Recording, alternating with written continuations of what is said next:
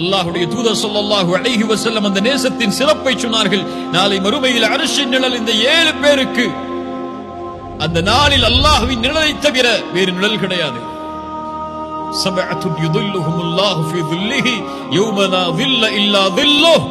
அதில் ஒரு கூட்டம் ரஜுலுன் தஹாப்பா ஃபில்லாஹி இஜ்தமஅ அலைஹி வ தஃபர்ரக அலைஹி. அல்லாஹ்விற்காக நேசம் கொண்டவர்கள் அல்லாஹ்விற்காக சேர்வார்கள், அல்லாஹ்விற்காக பிரிவார்கள். இவர்களை அல்லாஹ் நேசிப்பான். இவர்கள் அல்லாஹ்விற்காக நேசித்ததால் நாளை மறுமையில் அல்லாஹ் அர்ஷின் நிழலை அழைப்பான்.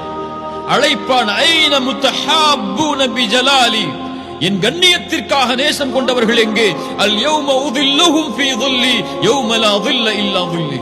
இந்த நாளில் நிழலை அளிப்பேன், அந்த நிழலை தவிர அவர்களுக்கு வேறு நிழல் கிடையாது.